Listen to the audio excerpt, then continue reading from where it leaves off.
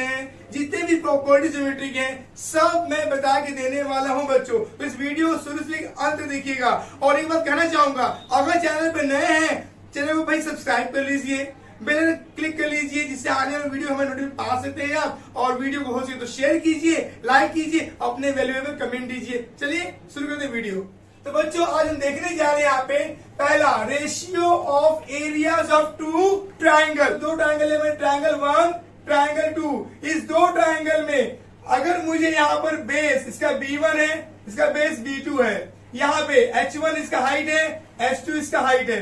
दोनों ट्राइंगल में अगर मैं ये कह दूं कि दोनों का बेस इक्वल नहीं है, दोनों का हाइट भी इक्वल नहीं है, तो यहाँ पर दोनों ट्राइंगल के एरिया का जो रेशियो है ना, दो ट्राइंगल के एरिया का ratio is equal to product of their corresponding basis in height. मतलब B1 into H1 upon B2 into H2। ये आपका पहला फंडा बन जाएगा बच्चों।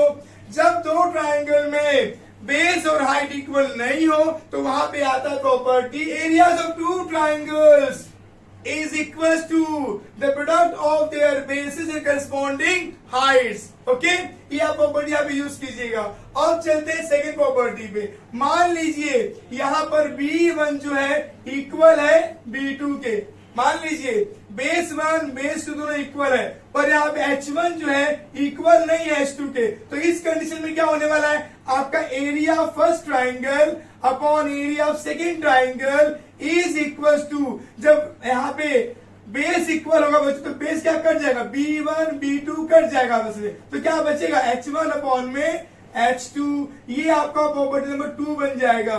यहाँ प्रॉपर्टी आने वाली बच्चों यहाँ पे the ratio of areas of two triangles with equal bases या common bases is equal to the corresponding heights। Okay, आगे बढ़ते हैं। प्रॉपर्टी नंबर 3, अगर मैं कहूँ कि दो ट्राइंगल के अंदर B1 is not equal to B2 के हैं, बट H1 जो है H2 के इक्वल है, तो यहाँ पे A1 upon A2 is equal to होगा, देखो H1 H2 कट जाए, क्या बचेगा B1 अपॉन में B2 आपका बचेगा।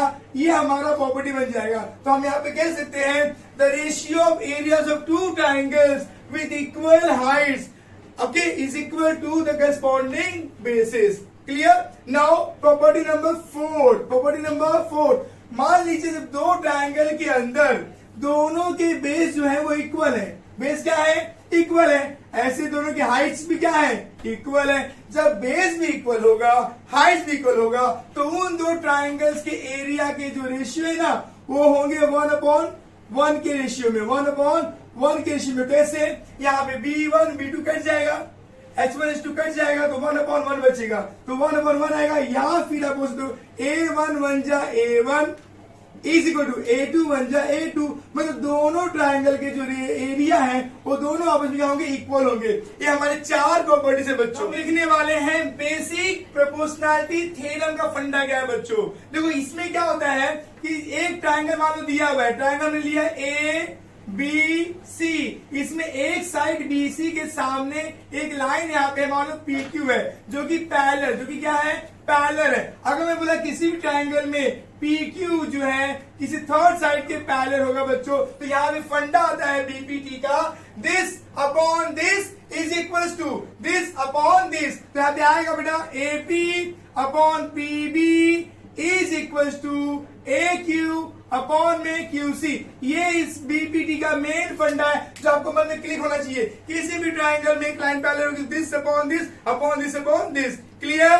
उसके बाद हम देखते हैं कन्वर्स ऑफ बीपीटी क्या है बच्चों। इसमें क्या होगा, मान लो एक ट्राइंगल दिया हम लोग को है ABC, यहां पर मुझे ऐसा दिया बच्चों कि AP अपॉन में PB is equal to AQ upon में QC।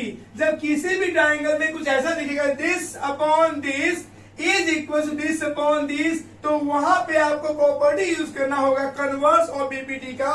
तो वहां पे PQ जो है वो पैरेलल होगा BC के। अब देखिए ये आपको कहलाता है converse of basic proportionality theorem. यहाँ पे पैरेलल दिया था this upon this is equal this upon this होगा, और यहाँ पे दिस अपॉन दिस दिया है, तो ये लाइन क्या होगा आपस में पैरेलल होगी। ठीक है बच्चों, test of similarity next topic आपके लिए है। देखो दो ट्रायंगल को सिमिलर होने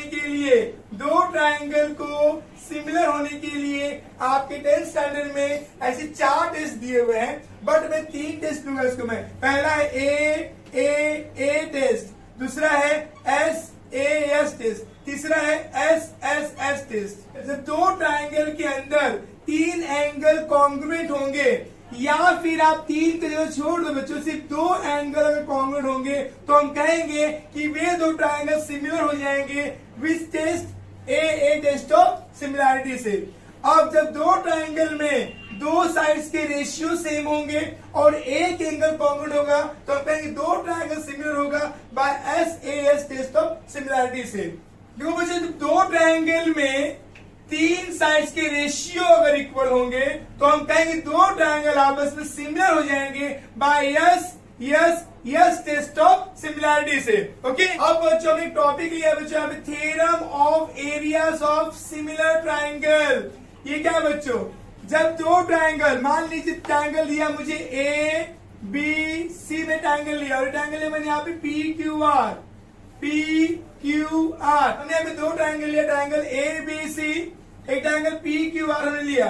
अब दो ट्रायंगल, मान लीजिए मुझे इन्फॉर्मेशन दी है कि ट्रायंगल ए बी सी जो है वो similar triangle P Q are के हैं। जब दो ट्रायंगल सिमिलर होंगे बच्चों, तो बहुत ही इंपॉर्टेंट कॉन्सेप्ट आता है, जब दो ट्रायंगल सिमिलर होंगे तो उन ट्रायंगल्स के एरिया का ratio, area of triangle A B C upon area of triangle P Q R is equal to उनके साइड्स के स्क्वायर के प्रोपोर्शन के बराबर होगा।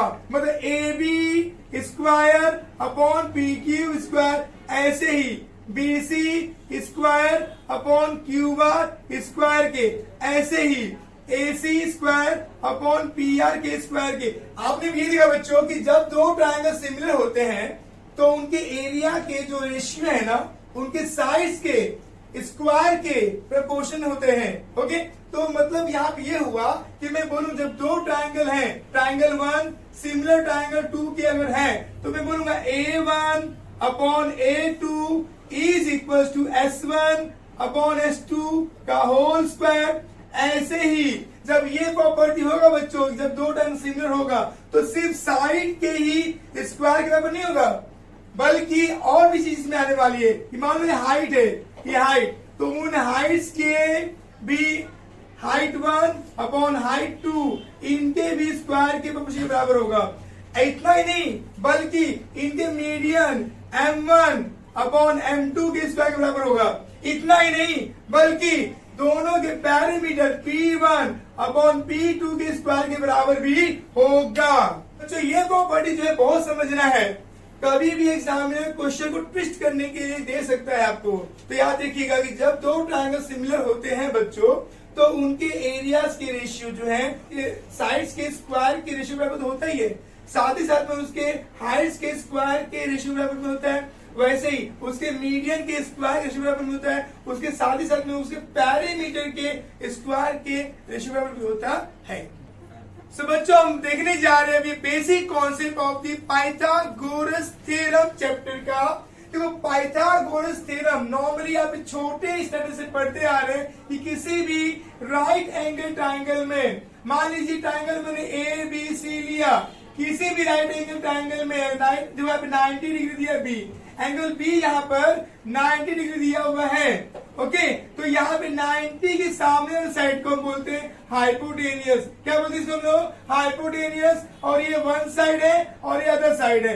इन दो साइड्स के स्क्वायर को अगर जोड़ूंगा मैं तो वो हाइपोटेनियस के स्क्वायर के बराबर होता है। तो मतलब ऐसा होता है A C square is equal to A B square plus B C square. ये हमारा बनता है Pythagoras theorem. Okay, next topic हमारे पास है पाइथागोरियन ट्रिपलेट।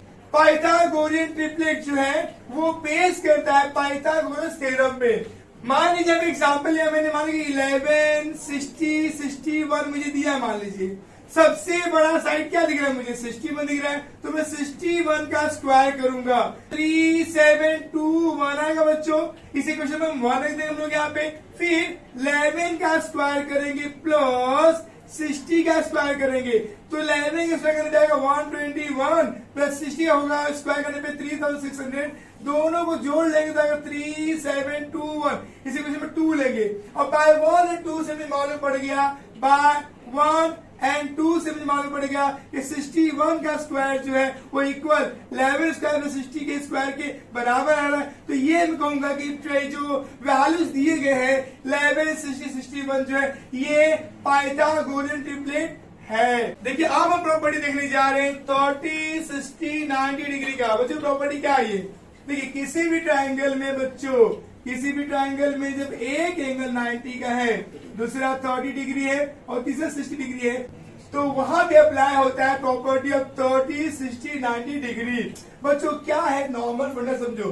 यहां पे मैं ट्राइंगल लिया मान लो ए बी सी, तो opposite side of 30 degree, opposite side of 30 degree is equal to, ये जो वैल्यू है 30 डिग्री सामने साइड जो है इसका वैल्यू होता है half of hypotenuse, half of hypotenuse. ये बात ध्यान देना, opposite side of 30 degree equal to half of hypotenuse. और वैसे ही अपोजिट साइड ऑफ 60 डिग्री, जो 60 डिग्री सामने साइड होती है वो होता है रूट में 3/2 इंटू हाइपोटेनियस। ये हमारा फॉर्मूला होता है बच्चों। किसी भी ट्रायंगल में जब तीनों एंगल जो है 30, 60, 90 के रूप में होते हैं तो वहां पर 30 के सामने वाला साइड हाफ ऑफ हाइपोटेनियस होता है और 60 के सामने वाला साइड जो होता है वो रूट में 3/2 इंटू हाइपोटेनियस होता है। बच्चों को मैं एक चीज और बताना चाहता हूँ इसके अंदर एक्स्ट्रा नॉलेज समझिए कि अगर हम बात करते हैं, अगर एक इक्विलेटरल ट्रायंगल लिया मैंने, मान लो ए बी सी जो है ये मेरा इक्विलेटरल ट्रायंगल है, तो अगर यहाँ पे मैंने हाइट ड्रॉ किया, मान लो ए मेरा हाइट है, तो इस इक्विलेटरल ट्रायंगल का हाइट क्या होता है? तो height of equilateral triangle is also equal to root में 3/2 साइड हमारा हमने ए भी ले लिया, तो मतलब ये यही फंडा आ रहा है। इसमें क्या आ रहा है? ये 90 है तो 90 के सामने क्या होगा? हाइपोटेनियस। अल्टीमेटली वही हुआ ना, हाइपोटेनियस। ठीक है। कभी कभी क्या होता है सम्स के अंदर सॉल्व करने के लिए बहुत अच्छा ट्रिक होता है। कभी आपको दिया हो इक्विलेटरल ट्रायंगल और आपको उसमें पूछा हो हाइट, तो आप वहां पे अप्लाई कीजिएगा height of equilateral triangle is equal to root 3/2 into side. 45, 90 degree का। इसमें क्या है, जब किसी भी ट्रायंगल में, जब किसी भी राइट एंगल ट्रायंगल में यहाँ पर दो एंगल 45 डिग्री के बना है, 45 और एक 90 डिग्री बने, तो वहां पे अप्लाई होता है प्रॉपर्टी ऑफ 45, 90 डिग्री ट्रायंगल। तो इसमें क्या होगा, यहाँ 45 के सामने जो साइड होता है ना बच्चों, मान लो साइड हमने यहाँ पे ए बी सी लिया यहाँ पे, और 45 के सामने यहाँ पर ए बी है और 45 के सामने यहाँ पे बी सी है, तो मतलब ये होगा कि A B is equal to B C होगा। ये दोनों साइड क्या होगा, बस में इक्वल होंगे और दोनों साइड्स के वैल्यू जो है वो क्या होंगे 1/रूट में 2 into hypotenuse that is A C होगा। याद देखिएगा 45 के सामने वाला side opposite side of 45 degree is equal to 1/√2 into hypotenuse. ये हमारा फॉर्मूला होता है। ये प्रॉपर्टी यूज होती है specially isosceles right angle triangle में। ये हमारा आइसोसेलेस राइट एंगल ट्रायंगल है, 90 डिग्री दिख रहा है आपको और दोनों साइड इक्वल है, तो इसे बोलते हैं isosceles right angle triangle. Okay students, एक टॉपिक आपके सामने लाया हूं मैं, similarity and right angle triangle. बहुत इंपॉर्टेंट है, ध्यान दीजिए बच्चों। एक हमने ट्रायंगल लिया, समझिए इसको अच्छे से। एक ट्रायंगल लिया हमने ए बी सी, जिसमें एंगल बी 90 डिग्री है। ठीक है। अब 90 डिग्री से हमने क्या किया, परपेंडिकुलर डाला ए सी पर, हमने एल्टीट्यूड ड्रॉ किया, हमने B D is altitude on A सी।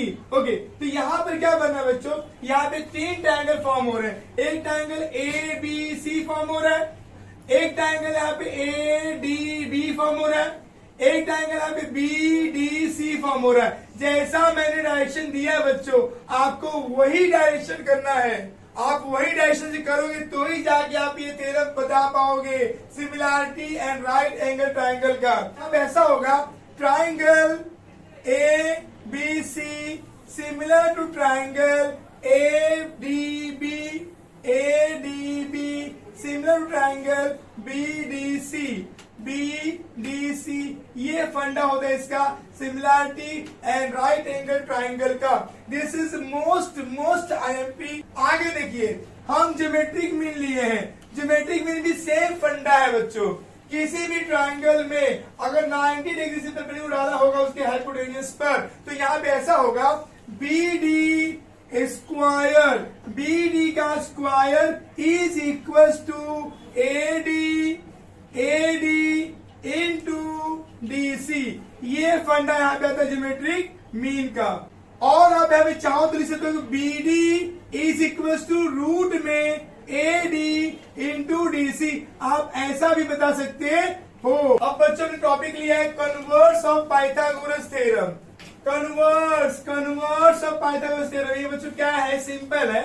किसी भी ट्राइंगल में, मान लीजिए ट्राइंगल में लिया ABC, और मुझे यहाँ पे ऐसा इन्फॉर्मेशन दिया है कि AC का स्क्वायर जो है इज इक्वल टू AB का स्क्वायर, साथ ही साथ में प्लस BC के स्क्वायर के, मतलब AC का स्क्वायर बराबर AB square plus BC square. मुझे ये इन्फॉर्मेशन दिया होगा। तो किसी भी ट्रायंगल में जब ऐसा इन्फॉर्मेशन आएगा बच्चों, तो यहाँ पर ऐसा होगा कि एंगल जो B है ना, वो बन जाएगा 90 डिग्री। तो यहाँ पे एंगल ABC जो है वो बनेगा 90 डिग्री। रीजन डालेंगे वहां पे by converse of Pythagoras theorem. बच्चों हम देखने जा रहे हैं अपोलोनियस थ्योरम। इसका फंडा फिलहाल क्या है समझ लीजिए, हालांकि इस बार रिड्यूस है, इवन तो देख लीजिए आप लोग।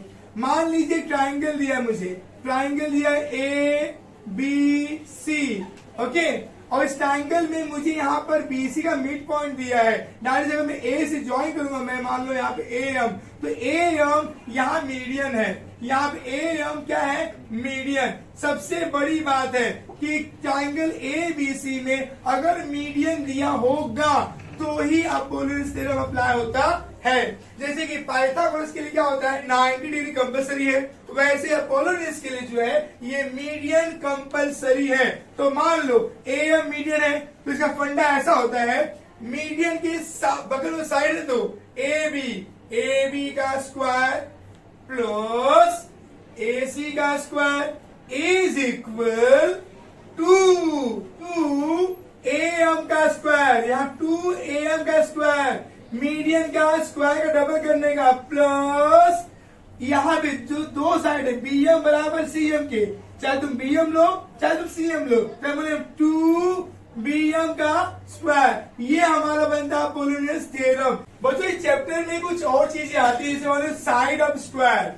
बच्चों साइड ऑफ स्क्वायर क्या होता है बच्चों, मानो स्क्वायर दिया हुआ है, ये स्क्वायर है, स्क्वायर चारों साइड्स इक्वल होते बच्चों, ठीक है, स्क्वायर के। अब आपसे पूछा है साइड ऑफ स्क्वायर और उसमें आपको डायगोनल दिया होगा, क्या दिया होगा, डायगोनल दिया होगा, और आपको उसका साइड पूछ दे तो उसका फॉर्मूला बनता है side of square is equal to diagonal of square. जो स्क्वायर का डायगोनल है अपॉन में √2 और आप चाहो तो फॉर्मूला ऐसे डायगोनल इंटू √2 अपॉन में 2 भी आप कर सकते हो।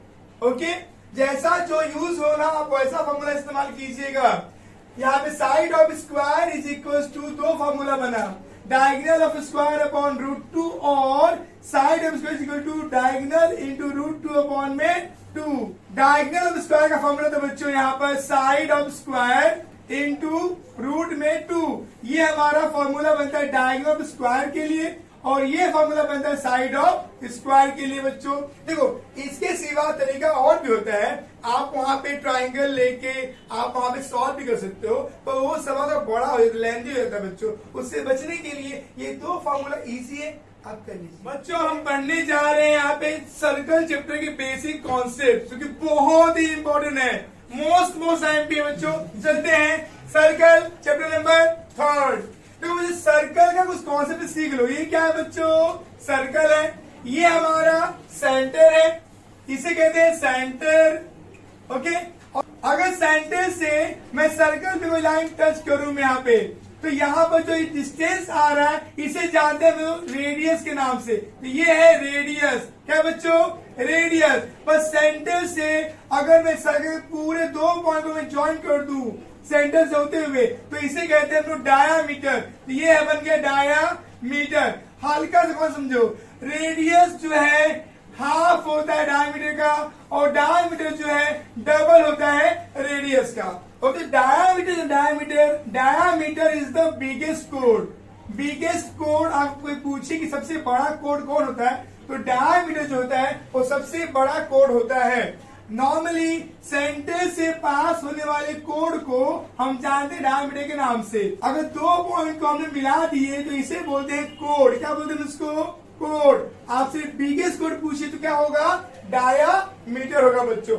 आगे समझिए, इस सर्कल में सेंटर है ये, और ये कोड है। मान लो कोड मैंने ए बी लिया है, सेंटर मैंने ओ लिया है, और ओ एम जो है वो परपेंडिकुलर डाल दिया मैंने। मान लो ओ एम जो है परपेंडिकुलर दिया ए बी के ऊपर। तो एक बात ध्यान दीजिएगा, perpendicular drawn from the centre to it's code bisect the code. माने इस कोड को क्या करता है? वो बाइसेक्ट करता है। तो यहाँ पे ए एम जो है वो बराबर किसके होगा? बी एम के। ठीक है बच्चों, ये मोस्ट इंपोर्टेंट कॉन्सेप्ट है जो आप 9th में ऑलरेडी पढ़ चुके हो।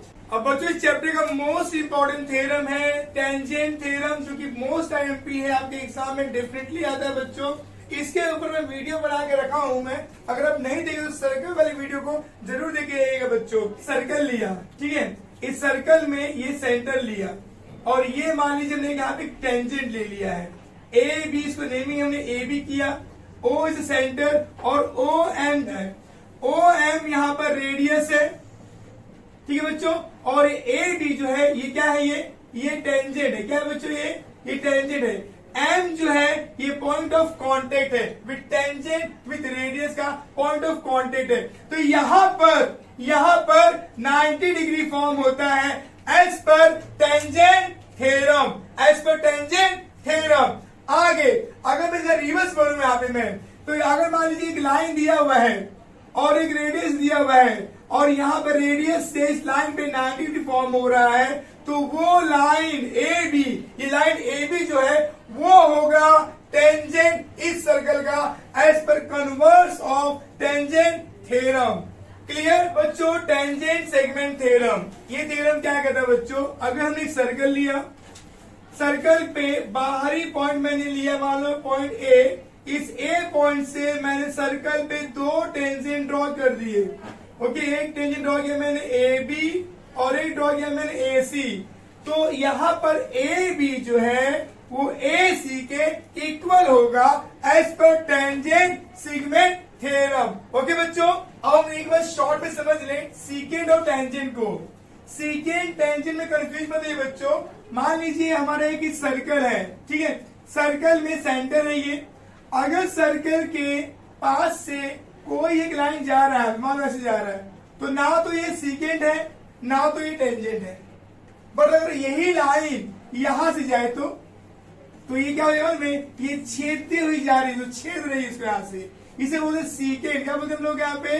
सीकेंट। जब कोई भी लाइन सर्कल को काटते हुए निकल जाए उसे बोलते हैं सीकेंट।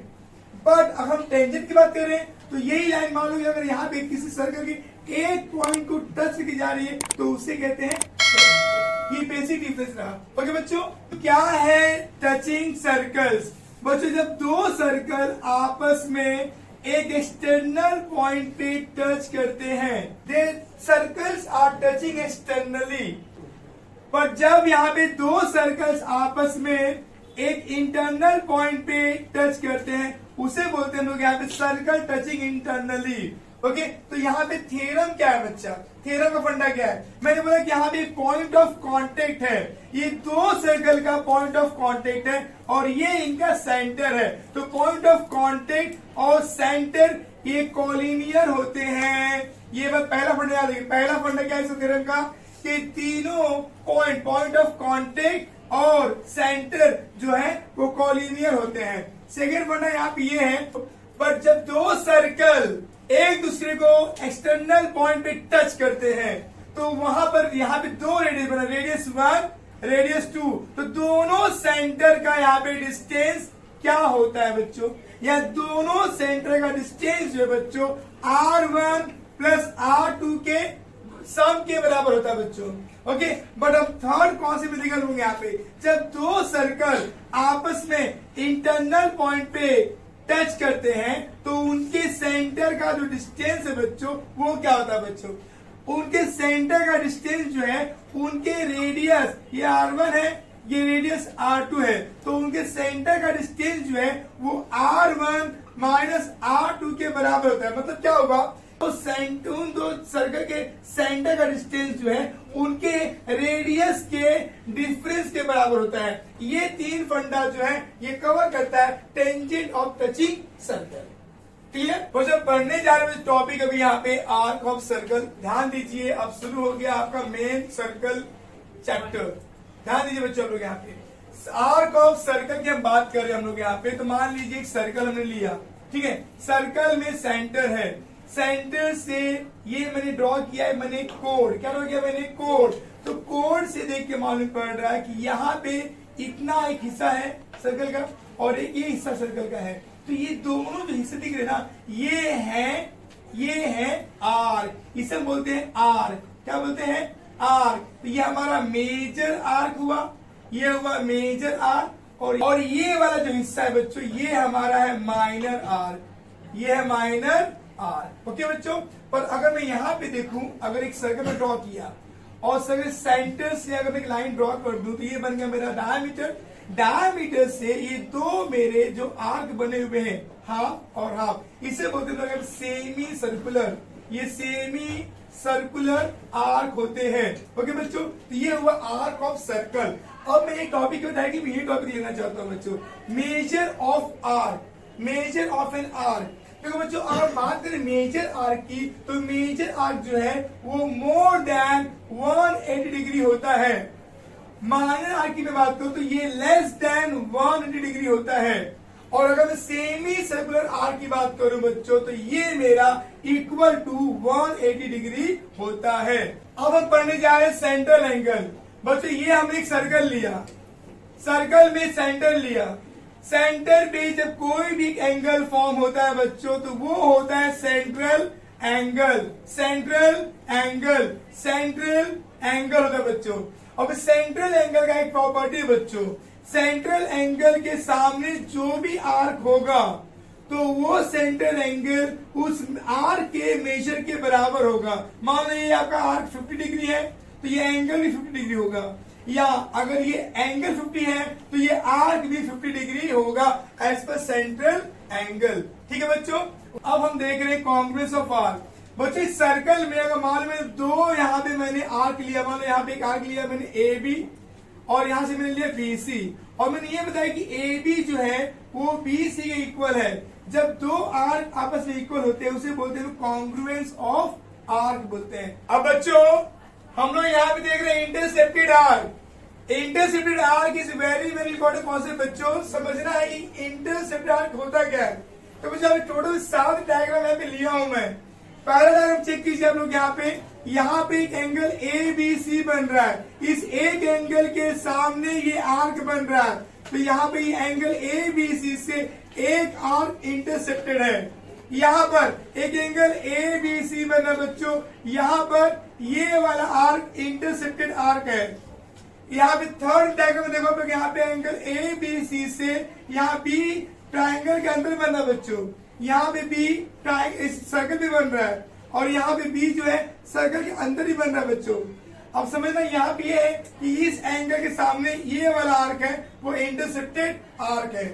अगर मैं बात करूं यहाँ पे इस फिगर नंबर 4 की तो ए बी सी इस एंगल से यहाँ दो आर्क इंटरसेप्ट हो रहे हैं, ये छोटा आर्क और ये बड़ा वाला आर्क, ये दो आर्क यहाँ पे इंटरसेप्ट हो रहा है। इस फिगर नंबर 5 में एंगल ए बी सी से देखिए हम लोग यहाँ पे एंगल ए बी सी में, तो ये एंगल ए बी सी यहाँ पे इस आर्क को इंटरसेप्ट कर रहा है, साथ ही यहाँ भी इंटरसेप्ट कर रहा है। दोनों में डिफरेंस क्या है बच्चों, यहाँ पे दोनों जो यहाँ पे आर्म है इस सर्कल के अंदर जा रहे हैं, पर यहाँ पर एक आर्म सर्कल को टच कर रहा है और एक अंदर जा रहा है, मतलब एक सीकेंड है एक टेंजेंट है।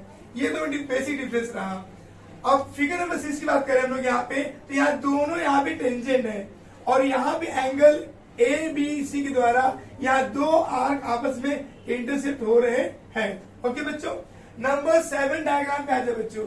नंबर 7 डायग्राम में देखो, यहाँ पर ये जो एंगल ए बी सी है, ये एंगल के द्वारा यहाँ कोई भी आर्क इंटरसेप्ट नहीं हो रहा है। बच्चों के सामने जो भी थ्योरम अभी आया है बच्चों, ये बहुत ही इंपॉर्टेंट थ्योरम है। ये थ्योरम काफी ब्रॉड है बच्चों, प्रूफ करने में पूछता तो नहीं है, पर अगर आपको डिटेल में सीखना है थ्योरम के ऊपर तो मैंने इस वीडियो में शॉर्ट में एक्सप्लेन किया हूं मैं। अगर आप देखना चाहें तो इस वीडियो में देख के सीख सकते हैं। बेसिक फंडा थ्योरम में क्या है समझो। अगर हमने एक सर्कल लिया, इस सर्कल में मैंने बताया कि देखिए ये हमारा एक मान लो कि एक एंगल है ए बी सी, ये एंगल के सामने ये आर्क इंटरसेप्ट है, मैंने इस एंगल से ये आर्क इंटरसेप्टेड आर्क है बच्चों, और ये एंगल जो है ए बी सी अपने ही आर्क में इंस्क्राइब्ड है। घुंघटा ओढ़ना घुंघटा, ये घुंघटे के अंदर बना एंगल ए बी सी, तो angle A B C is inscribed in the arc A B C. Angle A B C जो है अपने ही आर्क में इंस्क्राइब्ड है और एंगल ए बी सी के द्वारा arc A C intercepted arc है। ये बता देना, तो यहाँ पर एंगल ए बी सी का वैल्यू होता है half of major arc A C, major arc A C. आप चाहो तो 3 लेटर ले लो, आप कोई भी आपने एक्स ले लिया तो मेजर आर्क ए एक्स सी भी आप लिख सकते हो। ओके, बहुत ही इंपॉर्टेंट कॉन्सेप्ट है कि किसी भी एंगल के द्वारा जो आर्क इंटरसेप्टेड है वो एंगल उसी आर्क का हाफ होता है।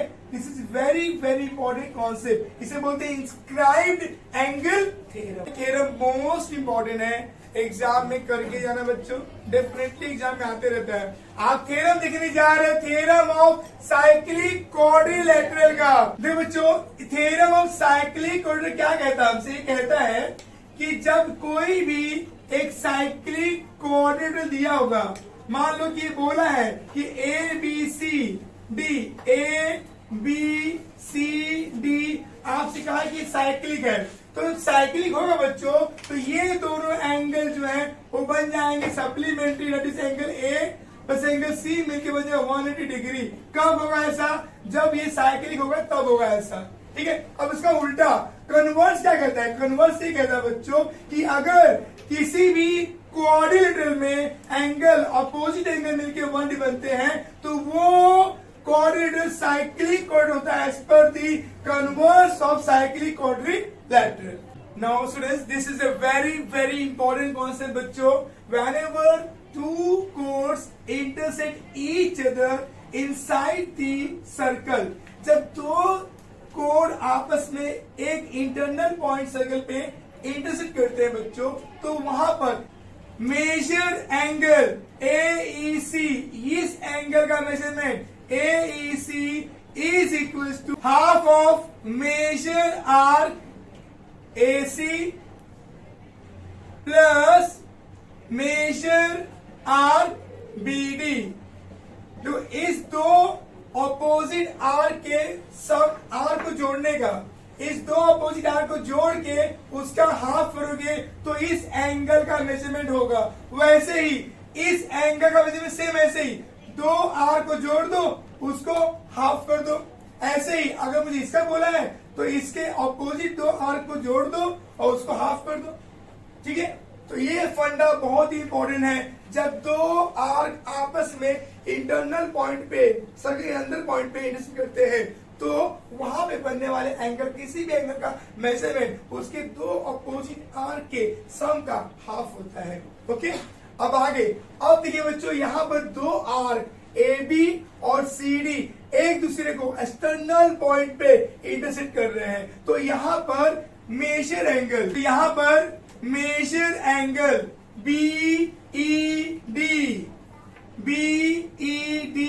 Is equal to half of the, यहां पर यहां पे थोड़ा अलग कॉन्सेप्ट होता है बच्चों। इस एंगल से दो आर्क, ये आर्क और ये आर्क इंटरसेप्ट हो रहे हैं, तो यहां पे फंडा ऐसा होता है बच्चों, मेजर आर्क जो बड़ा आर्क है, major arc BD minus major arc जो छोटा आर्क है AC। ओके, यहां पर इस वाले कॉन्सेप्ट में बच्चों दोनों आर्क का डिफरेंस लीजिएगा और उसका हाफ कीजिएगा। ठीक है, आप यहाँ पे रीजन मेंशन कीजिएगा, code AB code CD intersect each other at point E in the inside of the circle. Okay, आप ये रीजन डाला यहाँ पे, और यहाँ पे रीजन डाल सकते हैं आप लोग यहाँ पे, code AB and code CD intersect each other